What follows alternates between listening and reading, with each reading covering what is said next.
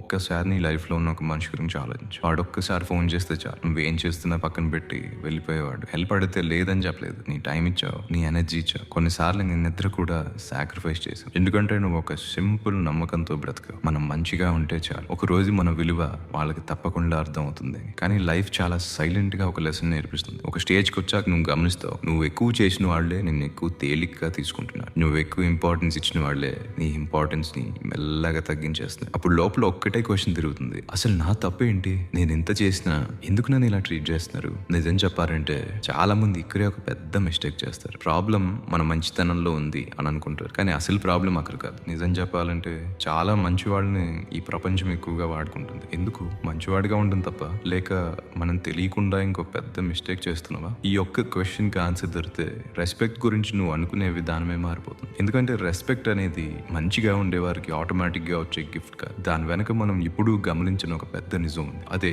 ఈ రోజు మనం మాట్లాడుకోబోతున్నాం. మనం రెస్పెక్ట్ ని ఒక్క రోజులో పోగొట్టుకోం. అది చిన్న చిన్న డెసిషన్స్ తో, చిన్న చిన్న హ్యాబిట్స్ తో మనకి తెలియకుండా స్లోగా జరుగుతుంది. ఒక సింపుల్ ఎగ్జాంపుల్ చెప్తా. ఒకరు ఫోన్ చేసి ఒక హెల్ప్ కావాలి అన్నారనుకో, మన వర్క్ ఎంత ఇంపార్టెంట్ అయినా పక్కన పెట్టి ముందు వాళ్ళకి హెల్ప్ చేస్తాం. మొదటిసారి వాళ్ళు థ్యాంక్స్ చెప్తారు, రెండోసారి అప్రిషియేషన్ ఉంటుంది, కానీ మూడోసారి నుంచి అది అప్రిషియేషన్ కాదు, ఎక్స్పెక్టేషన్ అయిపోతుంది. ఇప్పుడు ఒక్కసారి మనం ఈ రోజు కుదరదు అని చెప్తే అప్పటి వరకు మనం చేసిన అన్ని హెల్ప్ మర్చిపోయి మారిపోయావు అని చెప్తారు. అసలు ఎందుకు ఇలా జరిగింది? సైకాలజీలో ఒక సింపుల్ ప్రిన్సిపల్ ఉంది. మంచి మైండ్ కి ఈజీగా దొరికేది ఈజీగా వాల్యూ తగ్గిపోతుంది. ఇది కేవలం రిలేషన్షిప్స్ లో కాదు, మన టైం, మన అటెన్షన్, మన అవైలబిలిటీ అన్నింటికీ అప్లై అవుతుంది. మనం ఎప్పుడు రెడీగా ఉంటాం, ఎప్పుడు సరే అంటాం, ఎప్పుడు మన అవసరం కన్నా వేరే వాళ్ళ అవసరాన్ని ముందు పెట్టుకుంటాం. అది మంచితనం అనుకుంటాం. కానీ కొన్ని సిచ్యువేషన్స్ లో అదే మన వాల్యూని తగ్గించే రీజన్ అవుతుంది. ఇక్కడ క్లారిటీ ఉండాలి. నేను మంచి వాళ్ళుగా ఉండకండి అని చెప్పట్లేదు, కానీ మంచి వాళ్ళుగా ఉండటానికి, అందరికీ ఎప్పుడు అవైలబుల్ గా ఉండటానికి చాలా డిఫరెన్స్ ఉంది. మనం మన లైఫ్ ని పక్కన పెట్టి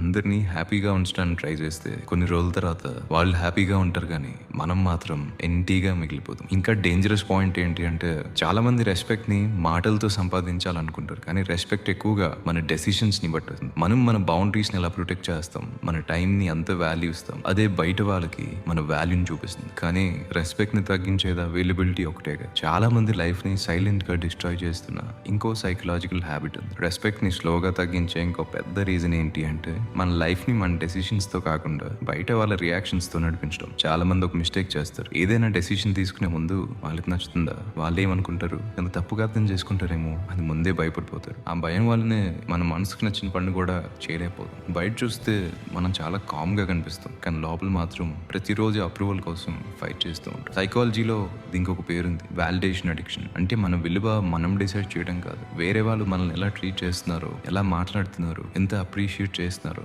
దాన్ని బట్టి మన వాల్యూని మెజర్ చేసుకోవడం. ఇది స్టార్ట్ అయ్యాక మనం తెలియకుండా ఒక డేంజరస్ సైకిల్లో పడిపోతాం. వాళ్ళకి నచ్చడానికి మాట్లాడతాం, వాళ్ళకి కోపం రాకూడదు అని మన ఫీలింగ్స్ ని దాచుకుంటాం, వాళ్ళని లూజ్ అవ్వకూడదు అని మన లిమిట్స్ ని క్రాస్ చేస్తాం. కొన్ని రోజుల తర్వాత మన ఒరిజినల్ పర్సనాలిటీ ఎప్పుడో కనిపించకుండా పోతుంది. ఇక్కడ ఒక పచ్చి నిజం ఉంది. ఎప్పుడూ అందరినీ హ్యాపీగా ఉంచడానికి ట్రై చేసే మనిషిని కొంతమంది అప్రిషియేట్ చేస్తారు, కానీ చాలా మంది మాత్రం అది మన వీక్నెస్ అని చూస్తారు. ఎందుకంటే మనం మన ఒపీనియన్ ని పక్కన పెట్టి ఎప్పుడూ కాంప్రమైజ్ అవుతుంటే మన మాటకి వెయిట్ స్లోగా తగ్గిపోతుంది. రెస్పెక్ట్ అనేది మనం ఎంత మంచోళ్ళం అని కాదు, మనం మన విలువని ఎంత క్లియర్ గా చూపిస్తామనేది డిసైడ్ చేస్తుంది. కానీ రెస్పెక్ట్ ని పోగొట్టుకునే బిగ్గెస్ట్ రీజన్ ఇంకా ఇది కాదు. ఒక చిన్న హ్యాబిట్ ఉంది, ఆల్మోస్ట్ అందరూ రోజు చేస్తారు. అది మనకు తెలియకుండా మన ఇమేజ్ ని డ్యామేజ్ చేస్తుంది. చాలా మంది రెస్పెక్ట్ అంటే గట్టిగా మాట్లాడడం, కోపం చూపించడం, లేదా అందరినీ డామినేట్ చేయడం అనుకుంటారు. కానీ నిజం అలా కాదు. రెస్పెక్ట్ ని ఎక్కువగా డ్యామేజ్ చేసేది అవసరం ఉన్న చోట కూడా లేదు అని చెప్పలేకపోవడం. ఒకరు మన టైం అడిగితే సరే, ఒకరు మన లిమిట్స్ క్రాస్ చేసినా పర్లేదు, ఒకరు రిపీటెడ్ గా మనల్ని హర్ట్ చేసినా వదిలే, ఇలా ఒక్కసారి కాదు మళ్ళీ మళ్ళీ జరుగుతుంటే బయట వాళ్ళకి ఒక మెసేజ్ వెళ్తుంది, వీడు ఎప్పుడు అడ్జస్ట్ అవుతాడని. అక్కడ నుంచి మన మంచితనం మన వీక్నెస్ గా కనిపించడం స్టార్ట్ అవుతుంది. సైకాలజీలో ఒక సింపుల్ అబ్జర్వేషన్ ఉంది, మనిషి మైండ్ కి బౌండరీస్ క్లియర్ గా చూపించే వాళ్ళని ఎక్కువ సీరియస్ గా తీసుకుంటుంది. ఎందుకంటే వాళ్ళకి వాళ్ళ మీద వాల్యూ ఉంటుంది అని అర్థం అవుతుంది. కానీ ఎప్పుడు కాంప్రమైజ్ అయ్యే వాళ్ళని కొంతమంది తెలియకుండానే టెస్ట్ చేస్తూ ఉంటారు. ఒకసారి లిమిట్స్ క్రాస్ చేస్తారు, మనం రియాక్ట్ అవ్వకపోతే ఇంకొకసారి ఇంకా ఎక్కువ చేస్తారు. ఇది వాళ్ళని బ్లేమ్ చేయడానికి కాదు, మనం బౌండరీస్ ని క్లియర్ గా చూపించకపోతే మన లిమిట్స్ ఎక్కడ ఉన్నాయో వాళ్ళకి ఎలా తెలిస్తే. ఇక్కడ ఒక ఇంపార్టెంట్ పాయింట్ గుర్తుపెట్టుకోవాలి, లేదు అని చెప్పడం పొగరు కాదు, ఈ రోజు కుదరదు అని చెప్పడం యాటిట్యూడ్ కాదు. మన టైం ని, మన పీస్ ని, మన మన ప్రయారిటీస్ని ప్రొటెక్ట్ చేసుకోవడం సెల్ఫిష్నెస్ కాదు, అది సెల్ఫ్ రెస్పెక్ట్. ఎందుకంటే మన లైఫ్ని మనకన్నా ఎక్కువ ఎవ్వరూ వాల్యూ ఇవ్వరు. మనమే ఇవ్వకపోతే బయట వాళ్ళని బ్లేమ్ చేయడం వల్ల యూజ్ ఉండదు. కానీ బౌండరీస్ పెట్టడం స్టార్ట్ చేసిన తర్వాత చాలా మంది ఒక షాక్ ఫేస్ చేస్తారు. కొన్ని రిలేషన్షిప్స్ మారిపోతాయి, కొన్ని మనుషులు దూరం అయిపోతారు. అది ఎందుకు జరుగుతుంది? అది మంచి సైనా లేక చెడ్డ సైనా? ఒక స్టేజ్కి వచ్చాక మనం ఒక పెద్ద మిస్టేక్ చేస్తాం. మనల్ని ఇగ్నోర్ చేస్తే ఇంకా ఎక్కువ కేర్ చూపిస్తాం. వాళ్ళు దూరం వెళ్తే ఇంకా ఎక్కువ దగ్గర అవ్వాలని ట్రై చేస్తాం. వాళ్ళు రిప్లై ఇవ్వకపోతే మనమే మెసేజ్ చేస్తాం. వాళ్ళు వాల్యూ ఇవ్వకపోతే మనమే మన వాల్యూ ఎక్స్ప్లెయిన్ చేయడం స్టార్ట్ చేస్తాం. బయట చూస్తే ఇది ప్రేమలాగా అనిపించవచ్చు, కానీ లోపల జరిగేది మాత్రం వేరే. మనం రెస్పెక్ట్ని సంపాదించడం కాదు, రెస్పెక్ట్ని అడుక్కుంటున్నాం. ఇక్కడ సైకాలజీలో ఒక సింపుల్ రియాలిటీ ఉంది. ఒక మనిషి తన వాల్యూని తనే ప్రూవ్ చేసుకోవాలి అని ఫీల్ అయ్యే స్టేజ్కి వెళ్ళిపోయాడంటే లోపల తన మీద తనకే నమ్మకం కొంచెం కొంచెం తగ్గిపోతుంది. ఎందుకంటే నిజంగా వాల్యూ ఉన్న మనిషి తన విలువ ప్రతి ఒక్కరికి ఎక్స్ప్లెయిన్ చేయాల్సిన అవసరం లేదు. తన బిహేవియర్, తన డెసిషన్స్, తన కన్సిస్టెన్సీ అవే మాట్లాడతాయి. కానీ మనం నేను ఇలా చేశా కదా, నేను అంత హెల్ప్ చేశా కదా, నా గురించి ఇలా ఎందుకు అనుకుంటున్నావు అని మన వాల్యూని మాటల్లో ప్రూవ్ చేయడం స్టార్ట్ చేస్తే మన మాటల వెయిట్ కూడా స్లోగా తగ్గిపోతుంది. ఒక పచ్చినిదని చెప్తాను, ప్రతి రిలేషన్షిప్ సేవ్ చేయాల్సిన అవసరం లేదు, ప్రతి మనిషిని కన్విన్స్ చేయాల్సిన అవసరం లేదు, ప్రతి మిస్అండర్స్టాండింగ్ క్లియర్ చేయాల్సిన అవసరం కూడా లేదు. కొన్నిసార్లు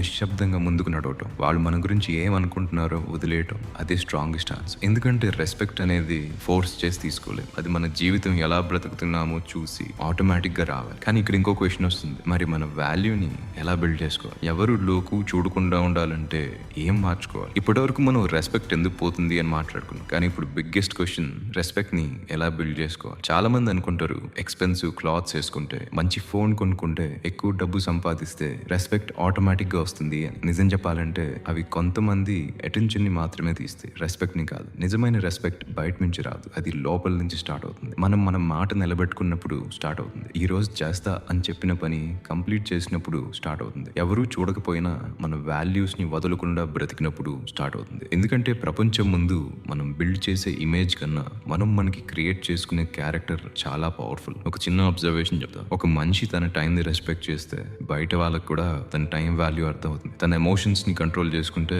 తన మాటలకు వెయిట్ వస్తుంది. తన లైఫ్ కి క్లియర్ డైరెక్షన్ ఉంటే అన్నెసరీగా ఎవరి అప్రూవల్ కోసం వెయిట్ చేయడు. అది అరోగెన్స్ కాదు, క్లారిటీ. ఇక్కడే చాలా మంది మిస్ అయ్యే పాయింట్ ఏంటి అంటే, రెస్పెక్ట్ సంపాదించడానికి ట్రై చేస్తూ మన ఒరిజినాలిటీని పోగొట్టుకుంటాం. కానీ లైఫ్ లో గ్రేటెస్ట్ ఫ్రీడమ్ ఏంటి అంటే, మన ఎవరిని ఇంప్రెస్ చేయాల్సిన అవసరం లేకుండా బ్రతకడం. ఒక్కసారి ఆ స్టేజ్కి వచ్చాక రెస్పెక్ట్ ని చేంజ్ చేయాల్సిన పని ఉండదు, అదే మనల్ని ఫాలో అవడం స్టార్ట్ చేస్తుంది. కానీ వీడియో కంప్లీట్ అయ్యే ముందు నేను చెప్పాలనుకున్న ఒక మాట ఉంది, అది అర్థమైతే ఈ రోజు నుంచి నువ్వు మనుషులను చూసే విధానమే మారిపోతుంది. లైఫ్ లో అందరూ మనల్ని రెస్పెక్ట్ చేయరు, అది ఎప్పటికీ జరగదు. మనం ఎంత మంచిగా ఉన్నా కొంతమందికి మనం నచ్చం, ఎంత సాక్రిఫైస్ చేసినా కొంతమంది మన వాల్యూని ఎప్పటికీ అర్థం చేసుకో. ఇది యాక్సెప్ట్ చేయడం కొంచెం కష్టమే, కానీ ఇదే ఫ్రీడమ్ కి ఫస్ట్. ఎందుకంటే మన పీస్ ని డిస్ట్రాయ్ చేసేది వాళ్ళు కాదు, వాళ్ళందరినీ సాటిస్ఫై చేయాలి అనే మన ఆశ. ఒక్కసారి ఆ బర్డన్ ని దింపేసిన రోజు లోపల ఒక తెలియని శాంతి వస్తుంది. గుర్తుపెట్టుకో, రెస్పెక్ట్ అనేది అడిగితే దొరికేది కాదు, ఎక్స్ప్లెయిన్ చేస్తే వచ్చేది కాదు, ఫోర్స్ చేస్తే నిలిచేది కాదు. అది మనం ఎలా బ్రతుకుతున్నామో చూసి ఆటోమేటిక్ గా పుట్టేది. నీ వాల్యూని ఎవరికైనా ప్రూవ్ చేయాల్సిన అవసరం వచ్చిందంటే